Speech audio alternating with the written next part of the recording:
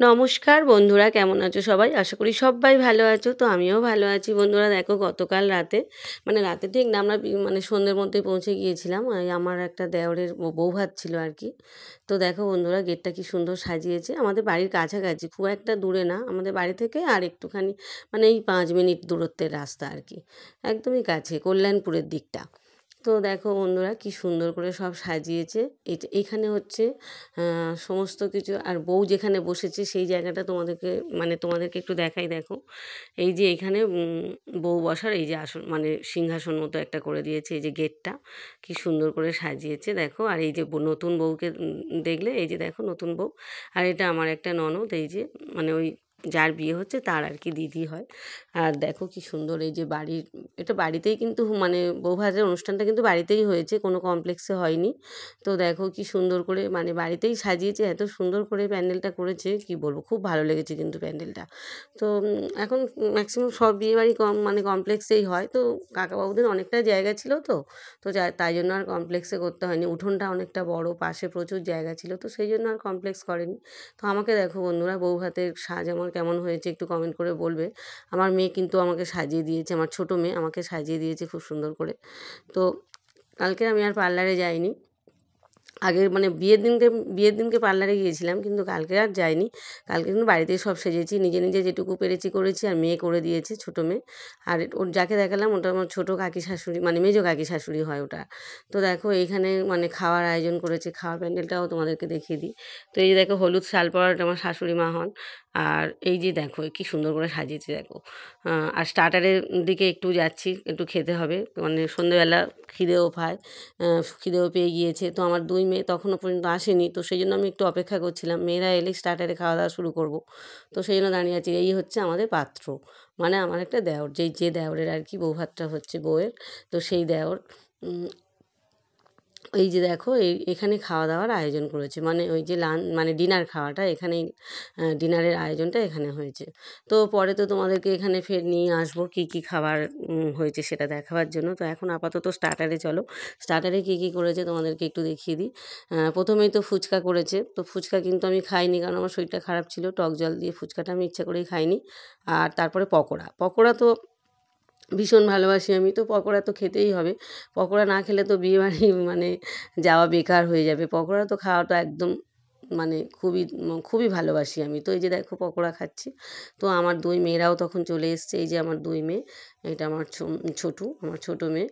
আর এই যে এটা আমার পাশে একটা জা দাঁড়িয়ে আছে, মানে ও মানে আমার ওই কাকা শ্বশুরের ছেলের বউ আর কি। আর এই যে দেখো আমার বড় মেয়ে, আর এই আমার শাশুড়ি মা, মানে সবাই মিলে আজকে ওই যে স্টার্টারে আমার শাশুড়ি মা কফি খাচ্ছেন। তো আমিও একটু পরে কফিটা খাবো, আগে পকোড়াটা খেয়ে নেবো, তারপরে কফি খাবো। তো বেবিকর্ন করেছিল, তারপরে হচ্ছে কফি, তারপরে হচ্ছে এই পকোড়া, তারপরে আরেকটা ওই যে আইসক্রিম করেছিল। আর এই যে দেখো ফুচকা তো দেখতেই পাচ্ছ। তো ফুচকার ওখানে কিন্তু খুব একটা ভিড় নেই, পকোড়ার জায়গায় কিন্তু ভিড়টা একটু বেশি দেখলাম। আসলে ফুচকাটা অনেকে খুবই ভালোবাসে, আমিও খুবই ভালোবাসি। অন্য সময় হলে হয়তো আমি খেতাম, কিন্তু যেহেতু আমার শরীরটা খুব একটা ভালো ছিল না, একটু ঠান্ডা লেগে রয়েছে, তো টক জল দিয়ে সেই জন্য আর খাইনি। টক জল খেলে আবার যদি মানে অনেক কিছু রিচ খাওয়া হয়ে যাচ্ছে, তো শরীরটা খুব একটা ভালো নয় বলে আমি আর ফুচকাটা খাইনি। তো পকোড়া কিন্তু খুব সুন্দর লেগেছিল। তো এই যে পকোড়া বেশ দুবার করে নিলাম, দুবার করে নিয়ে পকোড়া খেলাম, খেয়ে এবারে এদিকে এলাম একটু কফি খাবো বলে, তো কফিও নিলাম। কফি খেতে কিন্তু শীতকালে খুবই ভালো লাগে, কফিটা কিন্তু আমার ভীষণ প্রিয়। তো কফি কিন্তু আমি দুবার নিয়েছি, কফি দুবার নিয়েছি, আর পকোড়াও দুবার নিয়েছি। তো দেখো বন্ধুরা, এবার আমি ভিতরে একটু ঢুকবো।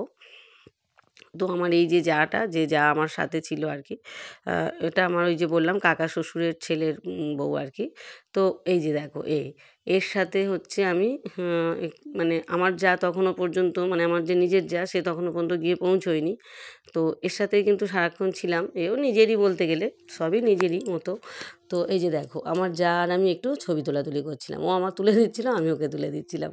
তো এই যে দেখো এই চাদর টাদর জড়ানো কিন্তু শীতকালে বড় ঝামেলা। শীতকালে যে মানে সোয়েটার গায়ে দিতে কিন্তু একদমই ভালো লাগে না, বিয়ে বাড়িতে সোয়েটারটা ঠিক একদম পছন্দ লাগে না।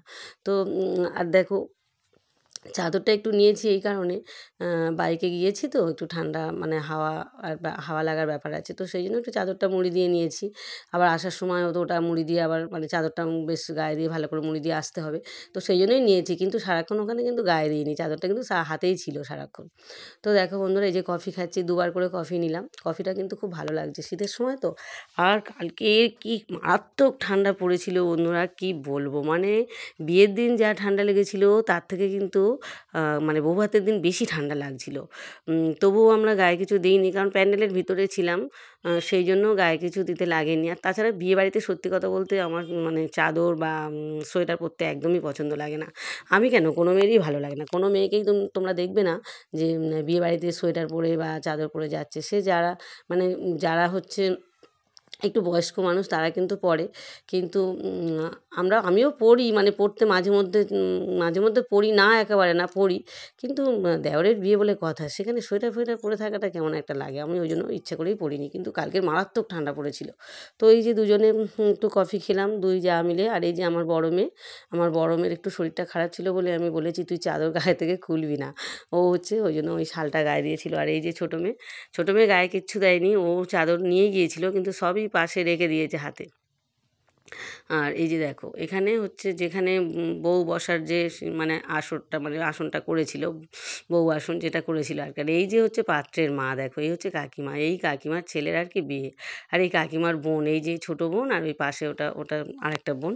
কাকিমারা হচ্ছে 4 বোন। তো এই সব বোনেরা সব এই গল্প করছে, মজা করছে। তা আমি বলি, কাকিমা তোমার একটু ভিডিও তুলি, তোমার ছেলের বৌভাত হচ্ছে, তোমাকে তো তুলতেই হবে। তো বললো, বৌমা ভালো করে তোলো, ভালো করে তোলো। তো এই যে দেখো, এই কাকিমার বোন। আর এই যে এটা আমার একটা ননদ। এইসব সব আর কি, বিয়েবাড়ি বৌভাত বাড়িতেই তো সবার সাথে সব দেখা হয়। একটা করে যখন অনুষ্ঠান হয় তখনই সব মানে যত রিলেটিভরা আছে সবার সাথে সবার দেখা হয়ে যায়। সবসময় তো আর কারোর সাথে দেখা হয় না।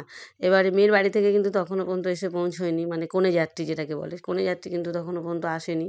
তো আমাদের ওই দেওরের বন্ধুবান্ধবরা বা আত্মীয় স্বজনরা সবাই মানে ওর সাথে ছবি তুলছে, কনের সাথে বিভিন্ন রকম পোজ দিয়ে ছবি তুলছে। আমিও তুলেছি, আমিও 5টা 6টার মতো ছবি তুলেছি, মানে আমাদের ওই নতুন জাটার সাথে আর কি।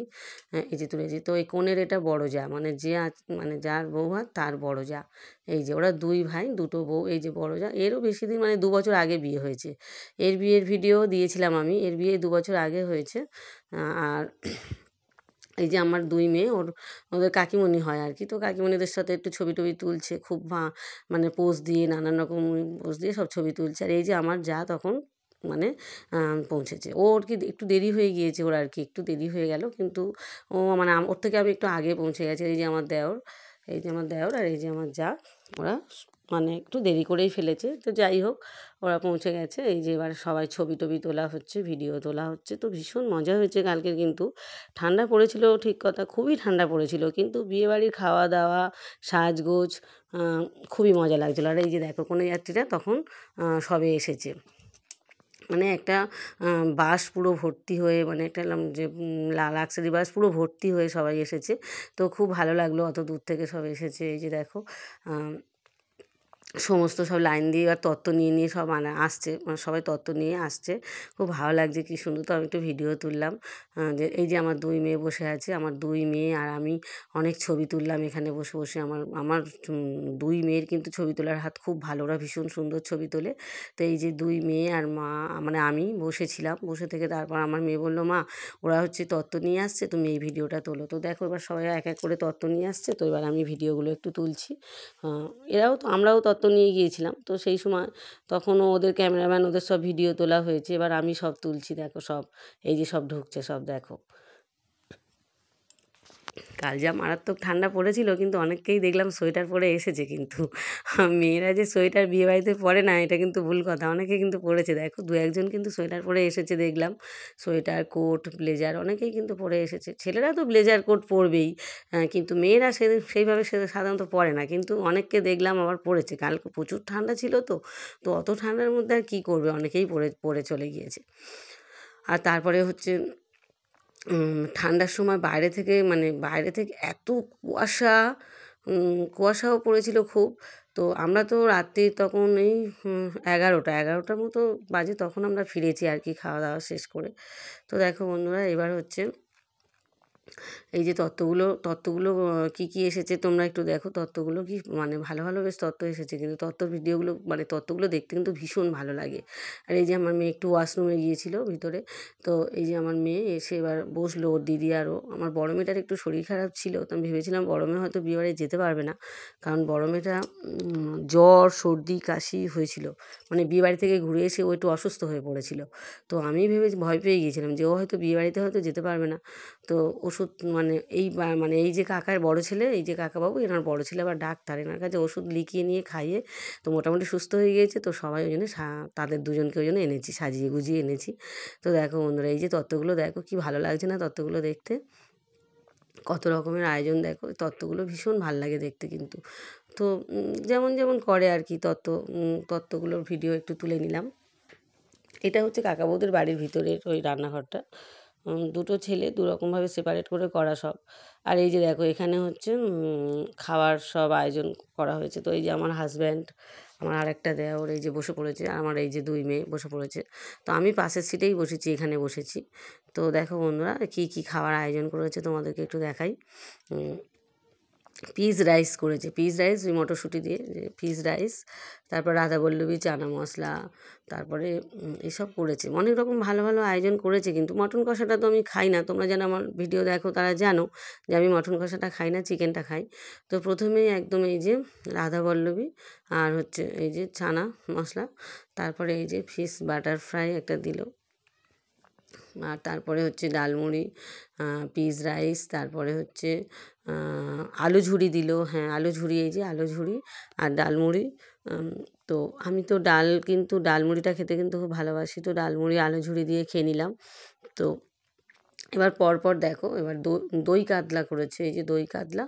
তো দই কাতলাটা কিন্তু বেশ সুন্দর খেতে লেগেছিলো। দই কাতলাটা কিন্তু খুব একটা মিষ্টি করেনি, আগের দিনের মানে বিয়ের দিনের দই কাতলাটা একটু মিষ্টি মিষ্টি করেছিল, মানে আমার খুব পছন্দ হয়নি, এতটা মিষ্টি দিয়ে ফেলেছিল। কিন্তু আজকে দই কাতলাটা কিন্তু ভালো করেছিল। তো তারপরে চিকেন নিলাম 2 পিস, একটা লেগ পিস নিলাম আর একটা ছোটো মাঝারি সাইজের পিস নিলাম। এইভাবে লেগ পিস মানে দিয়ে আমি খেতে একটু ভালোবাসি চিকেনটা আর কি। তারপরে চিকেন খাওয়া হয়ে গেলে তারপরে এই যে চাটনি, পাঁপড়, মিষ্টি, সন্দেশ, মানে রসগোল্লা, সন্দেশ, এইসব শেষে আর কি। যারা এত বন্ধুরা সবাই ভালো থেকো, সুস্থ থেকো, সাবধানে।